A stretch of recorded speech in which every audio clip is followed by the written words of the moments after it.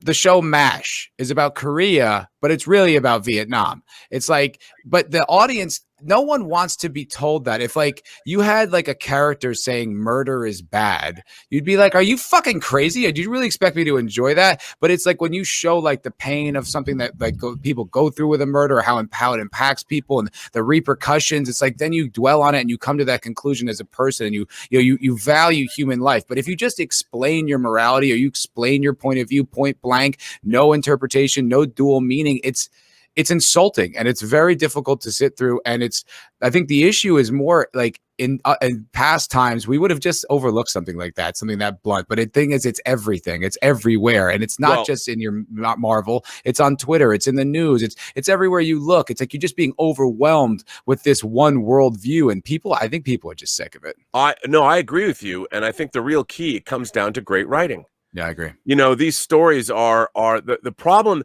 Here's what I don't like. These stories are not giving the audience enough credit for being smart. And because in their point of view, if you don't already agree, you're not smart. I agree with that. I think that's problematic. And again, when I hear people like Alex Kurtzman say that they're using Star Trek as a platform to push their own political agenda, I'm like, you know what?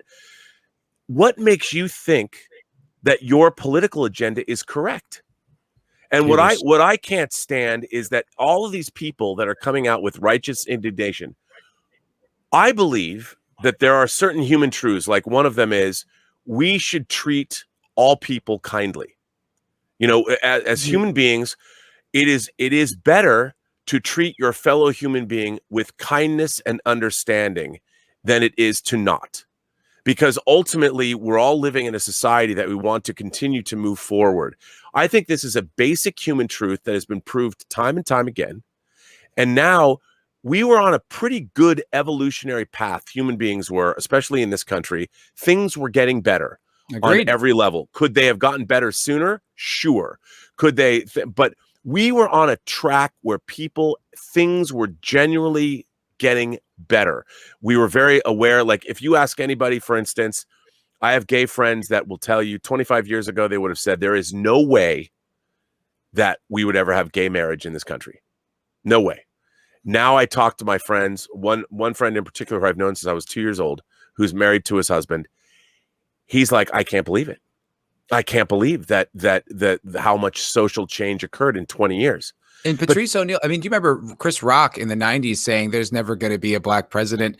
Yeah, and tell me about it. Yeah, and the comedian Patrice O'Neill, I remember listening to these old episodes of Opie and Anthony where it was like before the Obama election. He still didn't believe it was going to happen, even with all the hype. He's like, nope. White people are never going to vote for a black president. Like that was like his point of view. Yeah, twice. And this social evolution was happening. Why was it happening? Because it's ultimately the way things are supposed to be. Right. You know, and eventually that we will come to realize as more and more people are traveling around the world, our communications technology means we can speak to people all over the world.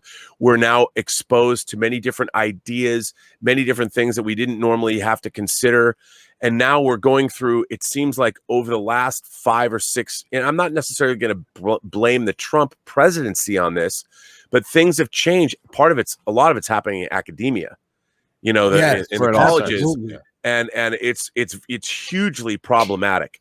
And what's amazing is I love seeing white academics writing books about white racism and telling white people how racist they are. It's the grift. It's a complete, you know, and I wasn't really aware. Like, there's a economist, this guy, black guy named Thomas Sowell. He's in his 90s. Yes, now. I love Thomas Sowell. I've become a huge fan of Thomas Sowell, and I've read a lot of his books now, and I've listened to a lot of his lectures on YouTube. And people come at me and they're like, "Rob, you're supposed to be a classical liberal. How can you like Thomas Sowell?" I'm like, "Have you ever listened to the man?" Genius. Like the man, I'm like, how do you, and whether you agree, I don't have to agree with everything Thomas Sowell was saying, but the man has spent his life thinking about these issues, and as a black man and researching them. And I'm like, how do you not, just because you might reject something he says, what I don't understand is, like, a lot of people in our culture that are being rejected by a lot of people that I would think would be on my side of the fence or whatever, they have always surprised me because they're not listening to what people are saying. They're taking quotes out of context and they're judging people based on things. And I'm like another guy that I'm fascinated by is Jordan Peterson. Because Jordan Peterson is somebody that fucking base ass Roger Meyer Burnett. I mean, I'm like, and I started finding like I grew up with trans friends. I had a lot of LGBTQ friends, and never occurred to me that they were anything other than my friends because we were friends because of shared interests. So it didn't. When the trans controversy erupted around Jordan Peterson, it was really interesting to me because Jordan Peterson was actually not talking about trans rights or trans people at all. He was talking about compelled speech and how he was pointing out the dangers of the fact that if you're going to compel people to use certain words, this is bad in a free society. Mm-hmm. Now, he was also saying at the same time, that doesn't mean that if I meet somebody who identifies as trans, that I am not going to talk, that I won't use their preferred pronouns.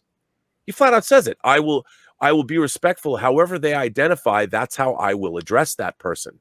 Right. But so I don't want to be forced to do it by the government that I pay taxes to. And his issue, like what I found fascinating about this, and I didn't have a dog in this hunt. I didn't know who Jordan Peterson was. I hadn't read anything about his books.